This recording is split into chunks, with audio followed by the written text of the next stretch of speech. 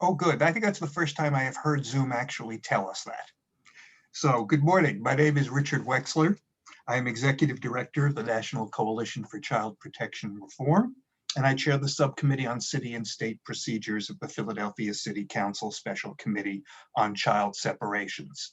As the voice from Doom or Zoom has just told us, this meeting is being recorded. I will send out the recording to the committee and post it online.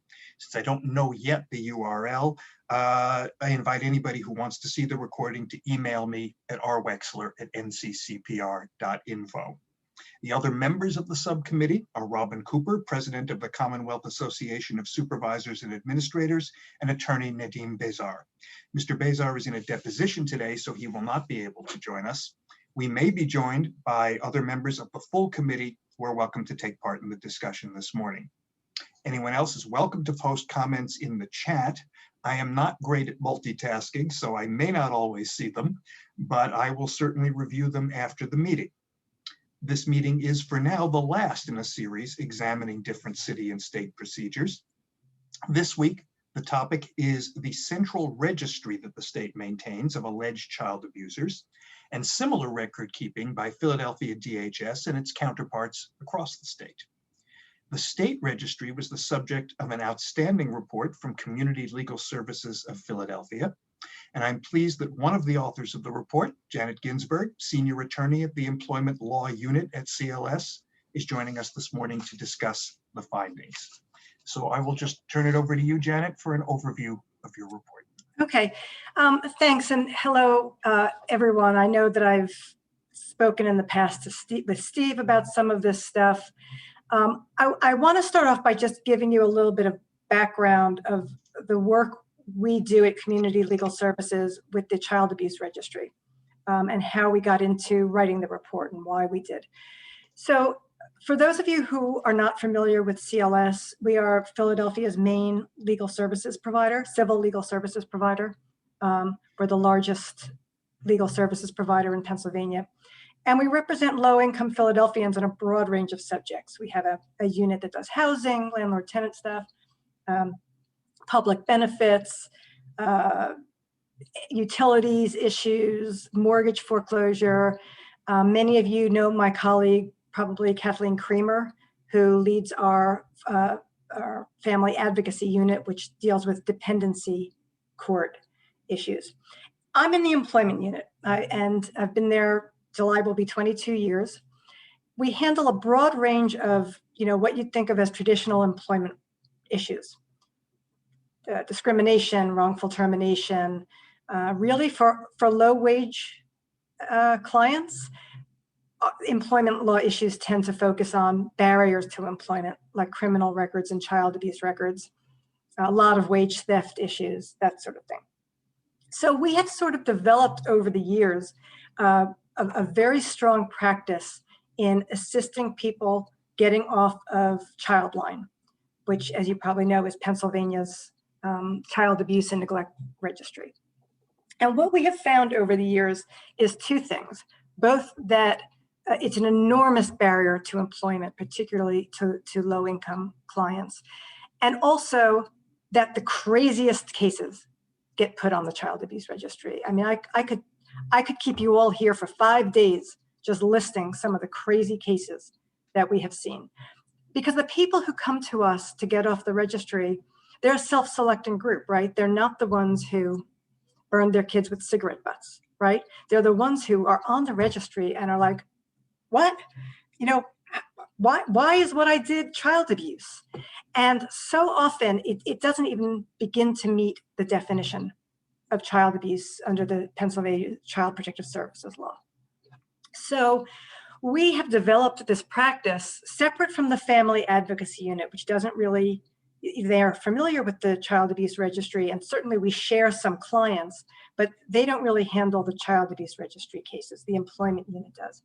And we've really created this like miniature practice of both helping people get off the registry. We do a lot of legislative advocacy, not very successfully, on this topic. And we do, policy work, we write stuff, we try to bring litigation where we can that help our clients as a whole. So those of us who do the child abuse registry work in the employment unit, there's about 6 or 7 attorneys who do this.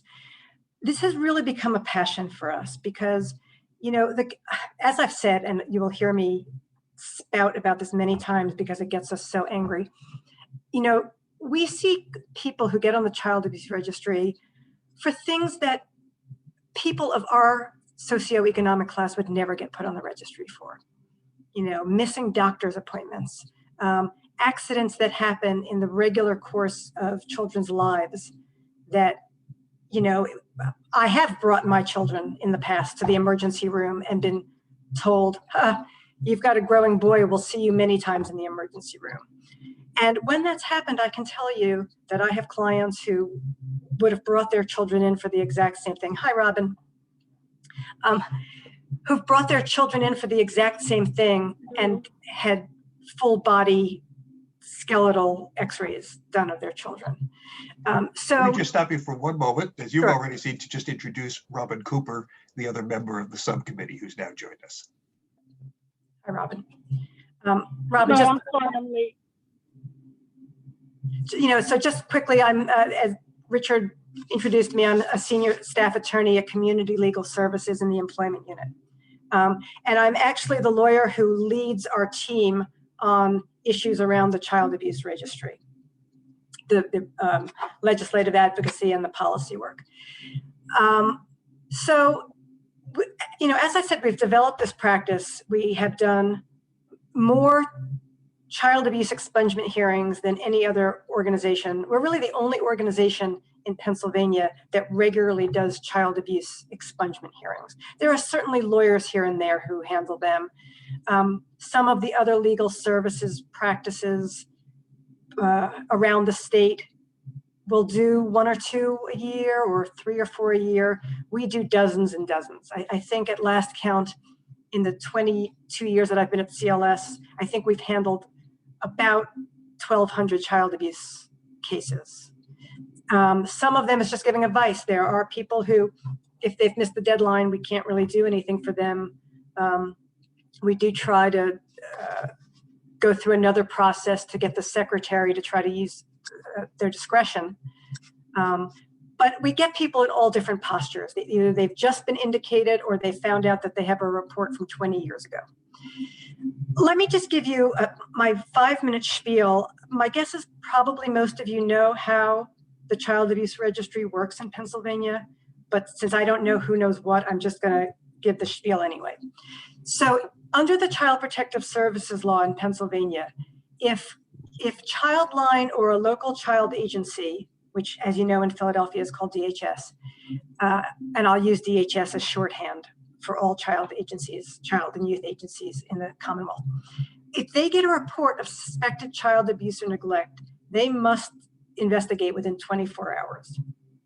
And the investigation, and I'm gonna say the investigation with air quotes for those of you who are just listening to this, because in our experience, the investigations that they do in Philadelphia are, well,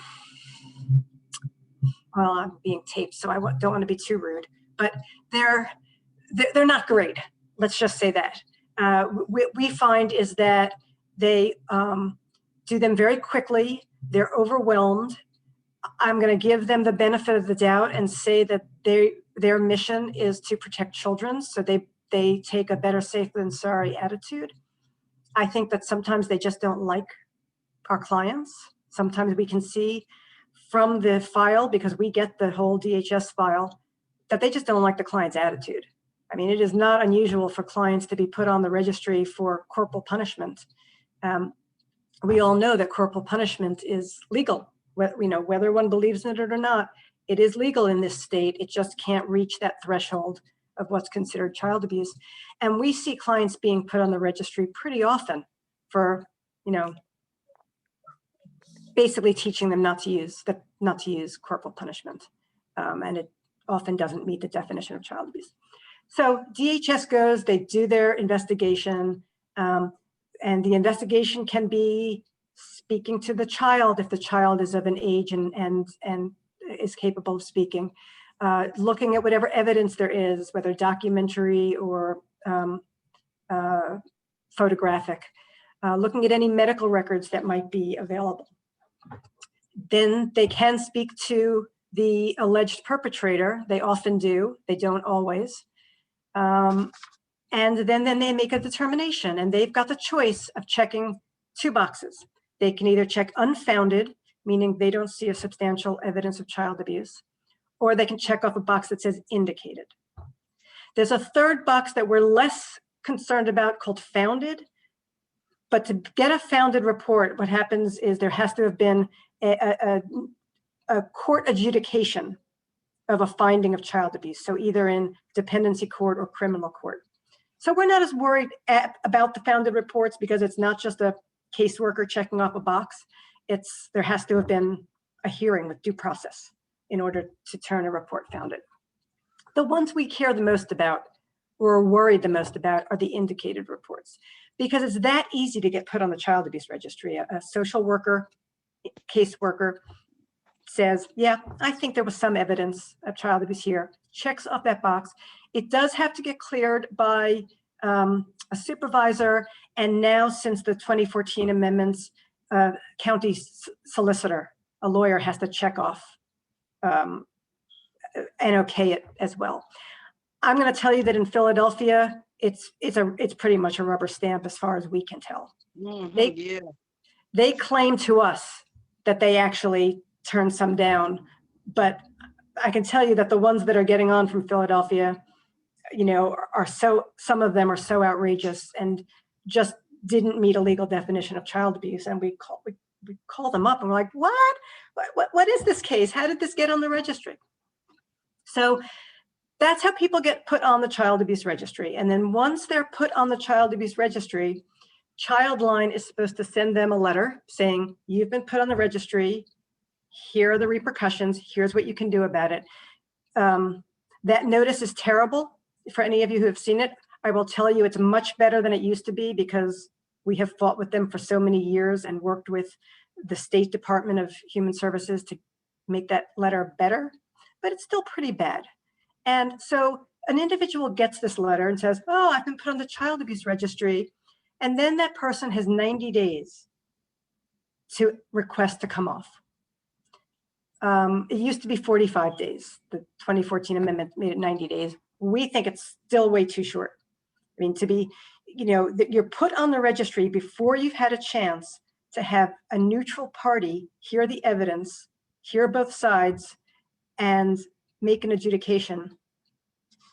It's only after you're put on that you have a chance to say, hey, I want to come off.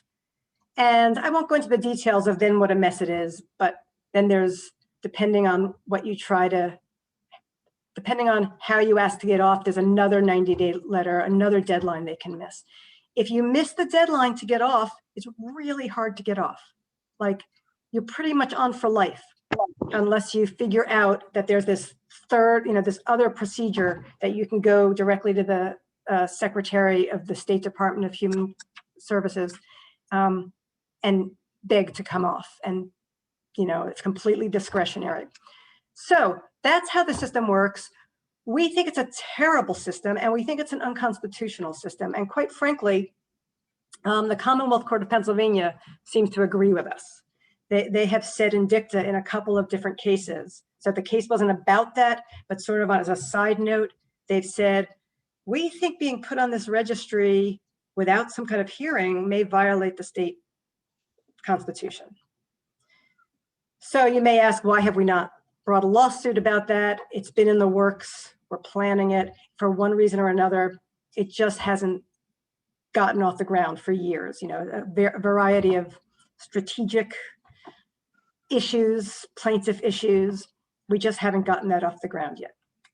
So in the meantime, we're not letting this die. We believe very strongly that this issue has to be addressed. This registry has to be addressed. Oh, another thing that's wrong with the registry, which I'll talk about in a bit when I get to the report, is that everybody's treated the same on the registry. You're in the same pot of people whether you're on there for missing doctor's appointments or whether you're on there for sexually molesting children, right?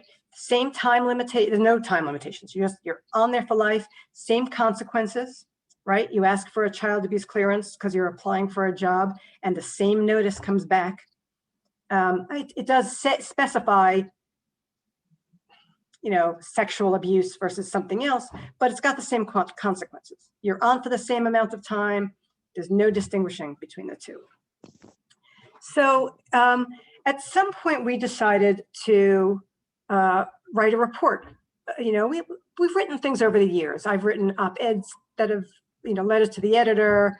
I think the Philadelphia Inquirer is so tired of hearing from me because every time they get a letter from Janet Ginsburg, it's about the child abuse registry. So we decided to do a more formal report, and we started it not too long before the pandemic hit. And really what this report focused on, if you've had a chance to look at it, is how the child abuse registry affects low-wage workers, and in particular, women of color. Because what we have always found is that the kinds of jobs that low-wage workers are qualified for and want to get, partly because they may have experience in childcare, any job in which there's going to be direct contact with children requires a background check in Pennsylvania. That includes both a criminal background check, which we also deal with, and a child abuse, a check of the child abuse registry. So daycare, home health, across the board kinds of working in hospitals that is low wage, really unskilled work like janitorial work. It all needs a child abuse background clearance. So it's not that there are other jobs that don't require it, but so many of the jobs that our clients are trying to get require background checks. And so what we found over the years is that that people didn't always know that. We would go and we would talk to legislators about this, and it really never occurred to them who was most affected by this child abuse registry. And so we wrote this report. And the report goes into, we go into how the registry, how one gets onto the registry. And statistics, I won't quote statistics at you. They're all in the report. You can go look at them. But, it's really very striking. And it was very striking to us just how many jobs require background checks and what kinds of jobs those are. And we just really felt it was so important for people around the state to have really those numbers right in their face and right there on paper with pretty graphs that really show just how much low-income workers, and particularly women of color, are affected by this child abuse registry. So a very important part of this report to us is that we set forth some suggested policy reforms.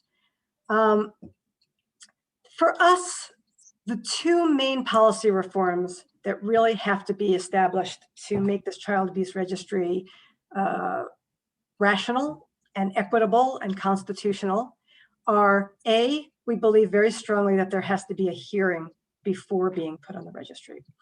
It's doable. There are about 11 states that have hearings before people are put on the registry.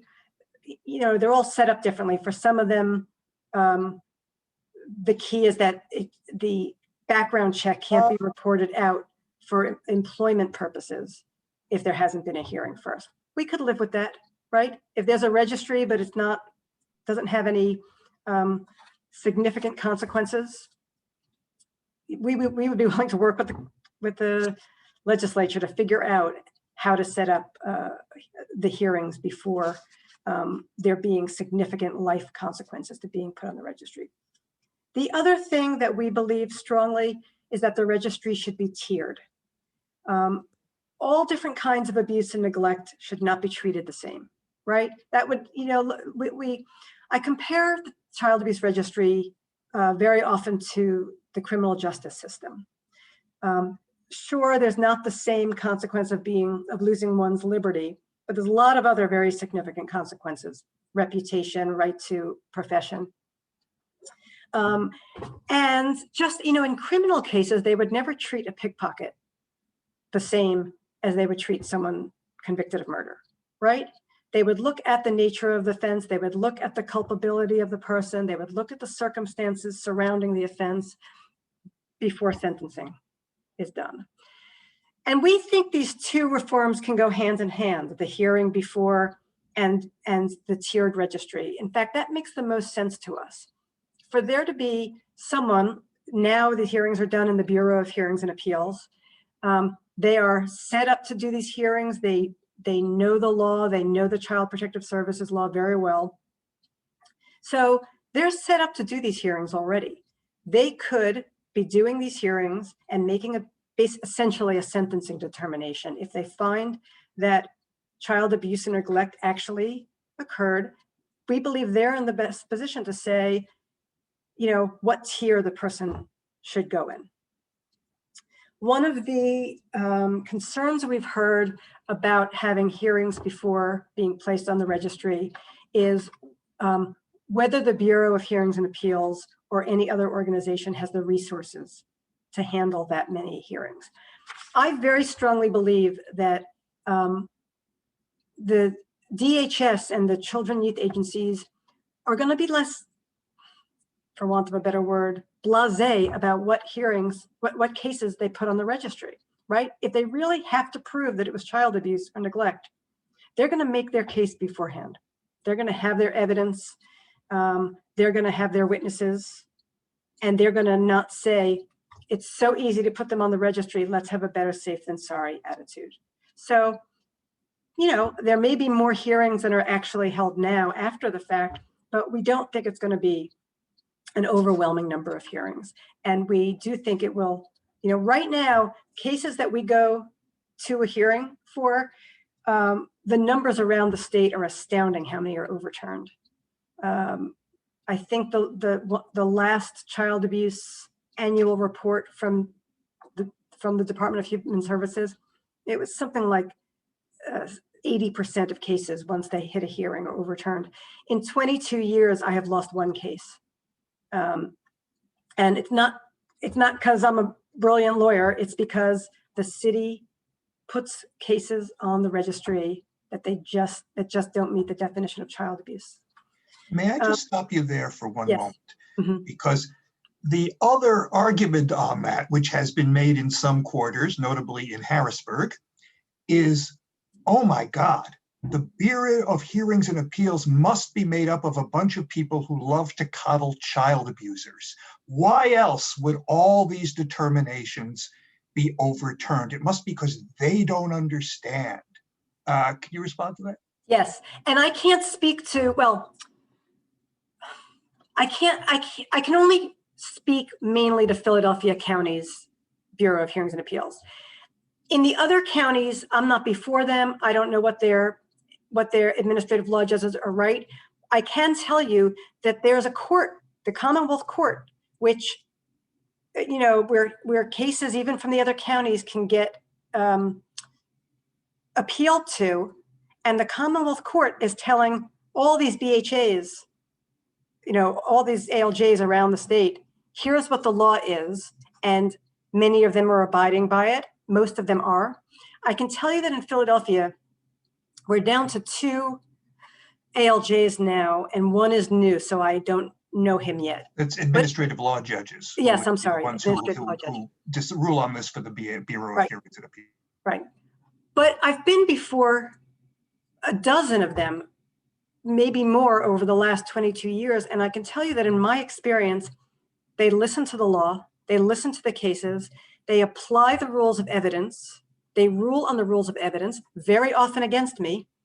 And they go back. And against you in general, not generally in these cases, if I take it.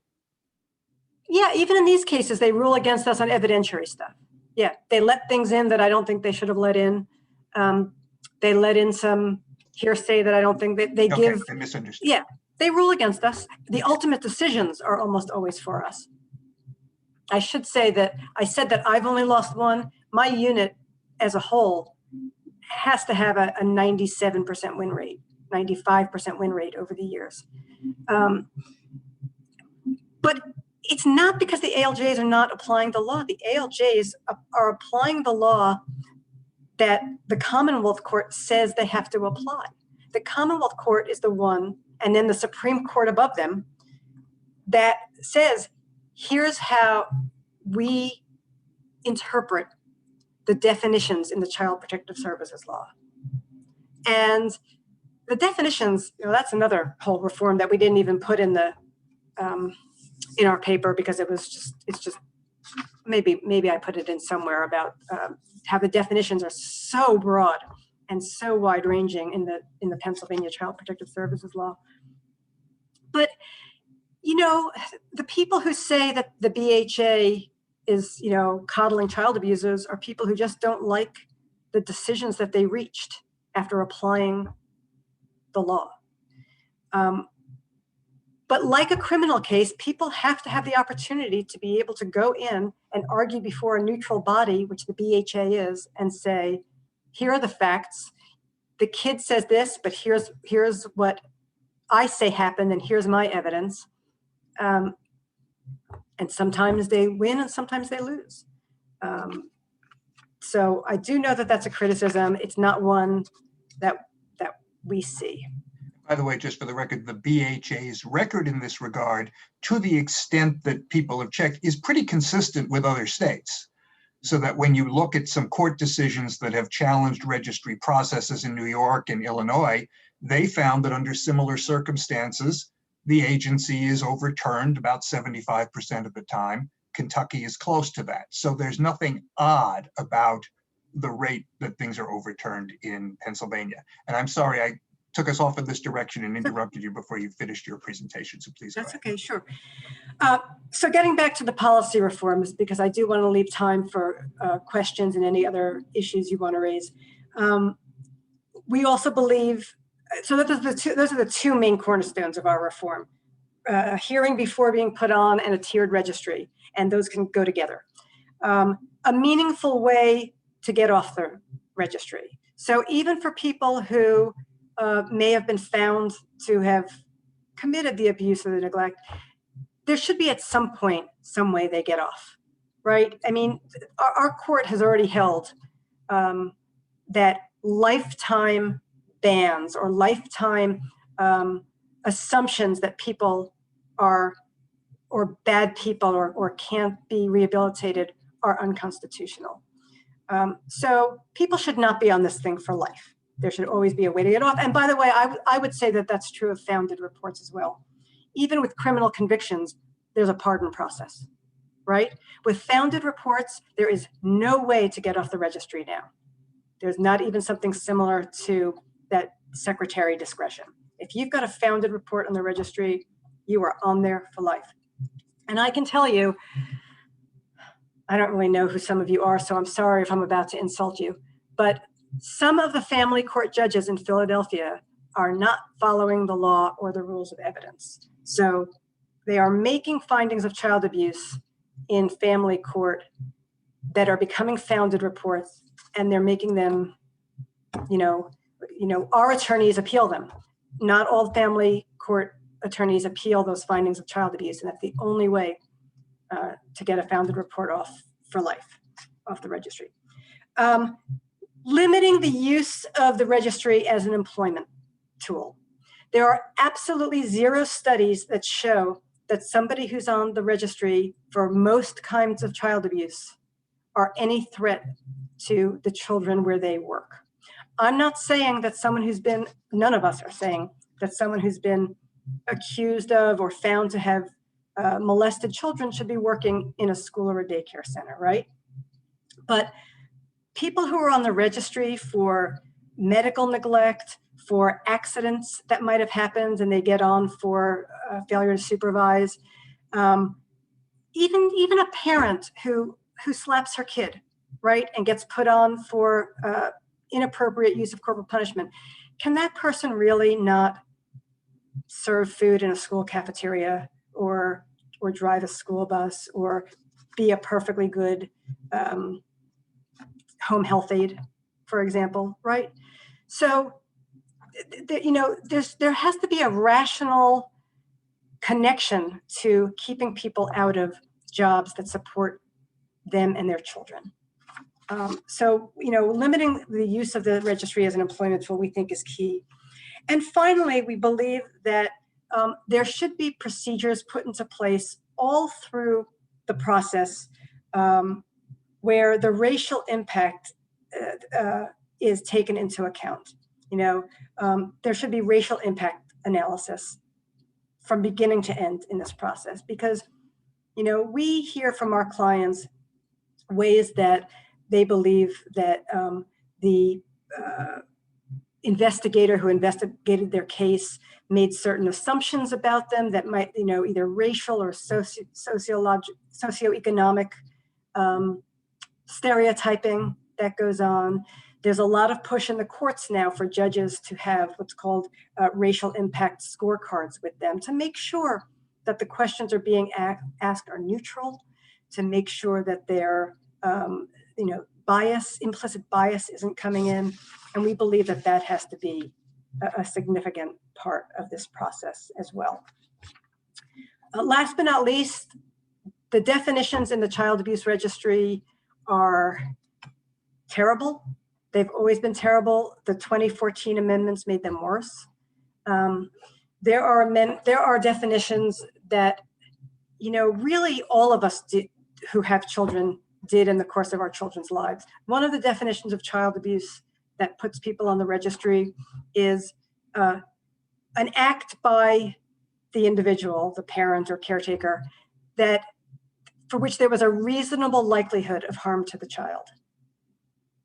Okay, there doesn't have to have been any actual harm. Just if there was a reasonable likelihood that harm could happen, that is considered child abuse. So it used to be defined differently. It used to be called imminent risk. If there was imminent risk of harm to the child, and that's much narrower. And there are cases that define what that is. But we see clients being put on all the time now for this reasonable likelihood of harm to the child. And it's very troubling to us. Similarly, mental abuse, right? They've made the definition now, anything that, I don't have it in front of me, so I'm trying to remember it. Anything that really might cause significant mental harm. Well, I had a teenage girl. My very existence contributed to her mental distress. That's what it was. My very existence contributed to her mental distress. You know, what does that mean if a parent contributes to the mental distress of a child? That's child abuse. I got a person off the registry. She got put on the child abuse registry because she called her 15-year-old son an asshole. So sorry for anyone who's offended by the word, but, you know, was it her best moment of parenting? Maybe not. He happened to speak to his therapist the next day. He happened to cry about it. The therapist reported to him and he was put on the child abuse registry for mental distress. I got her off. But, you know, some of the definitions are scary. They're so broad. And as I said in the beginning, quite frankly, they're not being used against, you know, people like me. If I missed my kids' doctor's appointments, if I didn't have a stair protector, what's it called now? My kids are too old for me to remember. A stairway gate.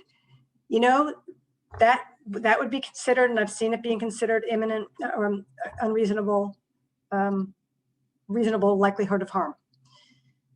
So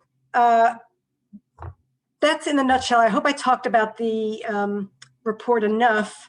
I know I was brought on to talk about the report, but there was just so much background to it that Yes. I felt that was important. And I'm happy to answer any questions. Thank you very much. I'm going to turn it over to Robin Cooper in a moment, see if she has any questions. And then if we have time, I know Carolyn Hill, who has joined us, wants to talk a little bit about her own experience in this regard. Great. The one thing I want to be sure we get to is another piece of this that isn't in the report per se, but it's not, the state has its central register, and that affects employment. The counties keep certain data as well. And I don't know, and I would like to add what the situation is in Philadelphia, but they have the option to keep unfounded determinations. And although they can't release that to an employer, they can use that in the next investigation or anything of that sort. Can you speak to that? Right. They actually right now don't have the option to keep it, or they're not supposed to be keeping it. They're supposed to be expunged after, I think it's 180 days after, I can't remember, after the case closes maybe.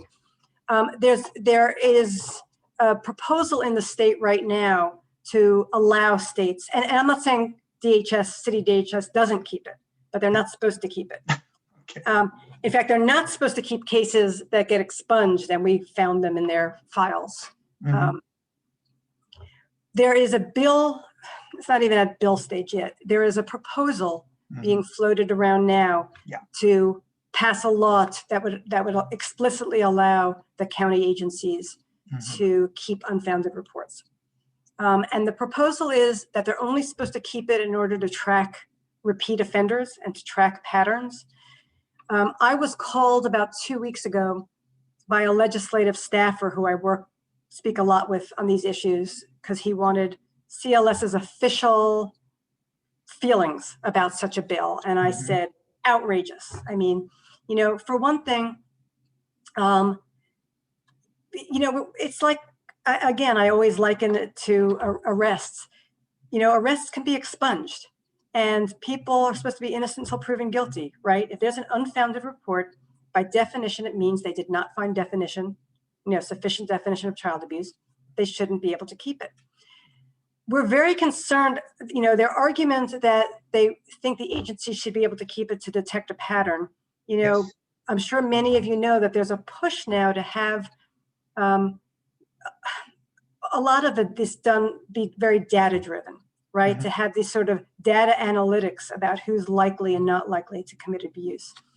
A lot of the data that's put into those analytics, we think are a proxy for race. It's, where you live, where you went to high school, there's sort of this whole group of factors that are really pretty biased. And we have reason to believe that that's really why they want to keep these founded reports, is that they want to use it as part of data analytics. No, and there's no question that Pittsburgh, which has pioneered this, wants it for just that reason. Yes. They desperately want it as part of, and Pittsburgh, for the record, now has a worse record of child removal than Philadelphia. And what's interesting is they've got a worse record of child removal, but a much better record of putting people on the registry, which is separate things. Yeah. They really seem to be a lot more careful, not about the removal stuff. They're bad about that, but they're a lot more careful about people that they put on the child abuse registry, but don't seek to remove from the home. Okay. And I don't know why. I don't know how that's so, where that dichotomy comes from. But okay, before we run out of time, Robin, do you have any questions that you'd like to add or any comments you want to make? I do. I just, first of all, thank you for that informative presentation. I work for the school district, or work with the school district of Philadelphia, and I am really concerned about the disproportionate number of cases that administrators, receive. Child abuse calls the child hotline in the role of doing their or carrying out their official responsibility. And the biggest thing is, if a child was in a fight and they break it up. But in Philadelphia, just because you have come into physical contact with the child, no injury, nothing of that nature, everybody can see it's the official capacity of breaking up a fight or, removing a child who is throwing computers across the room, and you may need to like physically remove the child from the setting. And so you get these calls to child hotline. And in the meantime, waiting for someone to determine, which everyone with their own eyes can see is not a case of child abuse, but it's everybody from the district to DHS, everybody says, oh, well, this is the Sandusky Act, and this is what we have to do. And I don't understand it, how you can just put people's careers on the line. And I just want to just say, we're not talking about child abuse. We're talking about in a school system, you have to physically touch children sometime. And now you have kids who are getting hurt because, adults are adopting a hands-off, like no matter what. If they kill each other, I will not touch a kid because I don't want to put my livelihood on the line. So can you sorry, go ahead. Talk about that a little bit? Well, I just want to add where this ties in, of course, is for a teacher, if you're listed on that registry for life, you can't teach again. Right. Okay. Yep. Yeah, we see a lot of teachers come through, come through our office, and we assist where we can, because that's, as Richard just said, that is as close to your profession as you can get. And if you're on there, you can't teach. And you can't teach even if you're on there for having, being accused of doing something to your own kid, not even just a student. But it's a very fraught situation, because I agree with you. It's very hard to be a teacher and never touch a kid. And look, there's some bad abuse that goes on in the world, right? We all know that. How we capture the really bad abuse and not capture the ones that really shouldn't be on there is the tricky part. And it is so easy to make an accusation. Yeah, and let me give you this very clear. Robin, I'm having a little bit of trouble hearing you. Can you hear me now? Hello? A little bit better. Okay, let me give you this clear example. Broad Street. A kid is getting ready to get hit by a car on Broad Street. I pushed the kid out of the way, and they might fall down hard on the pavement. No one in their right mind would think to call child abuse on me for that, because I literally just saved the kid's life. Right. In the school district of Philadelphia, the child hotline would be called. And that it makes no sense if everyone can clearly see, oh no, she was breaking up a fight. Oh no, she pushed the child away from traffic. Oh no, this is what happened. But every single case, every single time, because folks are so frightened about being a mandated reporter, I don't think being a mandated reporter means that you leave your common sense. Okay, let me I just want to get in quickly, one quick point, and then turn it over to Carolyn Hill before we run out of time. I just want to clarify something. You had mentioned, Janet, that your office wins 97% of the time, but those are clients who have lawyers. Absolutely. There is not a right. There is not an automatic right to have a lawyer in these cases if you can afford one. So absolutely. And I think that was one of our reforms that I meant to mention is we believe that people, that the rights that are so affected here are so significant that people should be able to have a lawyer. And you have to be really poor to be eligible for our services. I can't tell you how many people we have to turn away because, they're above the 187th percentile of the federal poverty line, and they can't afford a lawyer. There's, and quite frankly, there's not a lot of lawyers who really know this area of practice. So I think I heard some ones that 50% of the people who come before the BHA in Philadelphia are unrepresented. And this is tricky, there's lots of things people can represent themselves on. This is not an area people should really be representing themselves on. It would be like going into criminal court without a lawyer. So that's right, Richard. It's people that we represent them. So, Okay,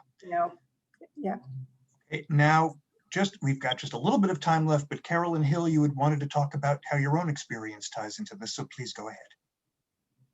Yes, I had DHS had gave me 2 nieces. I had them for over a year.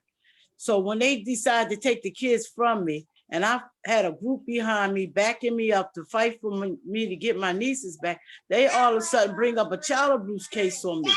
And it went all the way up to the Superior Court. And so how did I get a child abuse when, look, how did I get a child abuse case when I done had the kids over a whole year?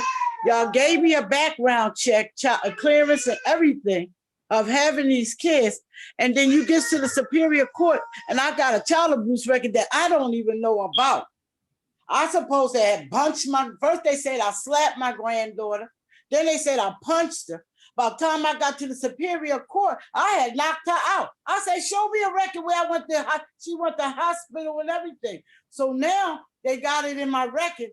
Oh, I can't be a, what you call that, when you're taking care of the kids, oh God, I had it in my head. You know how somebody got foster kids and you want to become a child sitter for them? Guardian? Respite care. I can't even do respite care for foster kids because they got it in the thing that a report where though I must have been a child abuser, but I've never been crucified, never been to court, never had no papers or nothing on this. But yet they gives me back my 17-year-old nephew. And I say, ain't I got a child abuse record? They say, oh, he's up in the age, he can stay with you, but you can't take care of little kids. And then I asked them, well, how can I get that off my record? Because I never did anything to no kids. And they're gonna tell me I will have to go down and go to court and go through this and go through that to get everything. And it's not gonna just go away like that. It's gonna take a while. So I'm like figuring I ain't never did nothing and I got a child abuse record. Mm. And when y'all check my records and you still check my records, there's no child abuse, but y'all got something on me that y'all never put out and you never told me nothing about it. You never took me to court or nothing for this child abuse. But they used it against me to take away my nieces. I'm so sorry to hear that, Carolyn. It is a story we hear all the time. And just as a side note, you know, send me an email or give me a call so we can see if there's something CLS can help you with, if you need help with it. Yeah, because I do want to do. I can't promise, but I know a lot of people that got foster kids and stuff, and they be wanting me to watch their kids. I can't watch them because they got something over me saying I can't do little kids, but I could do teenagers. My granddaughter was a teenager. Whatever they say I did to her, she was a teenager at the time. So I ain't had no child abuse record when y'all brought the kids in my house. But now all of a sudden, I'm fighting to keep them, and y'all want them. Y'all bring up a child abuse record on me. It's still on me too. In the couple of minutes we have left, I just want to bring this back to one point. You've used the phrase, because that's the way they see it, better safe than sorry. Is it safe for kids to have their parents needlessly on a state child abuse registry? No, I mean, that's one of the points we tried to make in our paper and that we talk to legislators about all the time. It hurts children for their parents not to be able to support them. It hurts children if their parents can't get work. So, you know, they see it as a better safe than sorry. We have talked to DHS quite often about look ahead at what the consequences to children are from, you know, being put on the registry for something. You know, the registry itself doesn't protect children, right? Most of the families where parents are put on the registry or where a teacher is put on the registry, most of the time the child's not taken away. And there are other less draconian steps that can be taken, right? Parenting services, parenting help, all different sorts of services that the parents might need in order to provide a more stable home for their children, but certainly not making it so that they're unable to support their children. We do not see the registry as something that necessarily keeps children safe. Robin, do you have anything you'd like to add before we conclude? Okay, hearing none. No, I'm Janet? sorry. Oh, I was sorry, go looking ahead. for the button. Oh, No, I'm please. good. Okay. Janet, do you have anything else you want to say before we wrap this up? No, just thanks for inviting me to come talk to you. As you can probably tell, it's an issue I care a lot about. And thanks for all the work that you're doing as well. This committee sounds like it's doing really important, taking important steps. So I look forward to seeing the report. Well, thank you very much. Thank you all. And with that, we can declare this meeting adjourned. Thank you.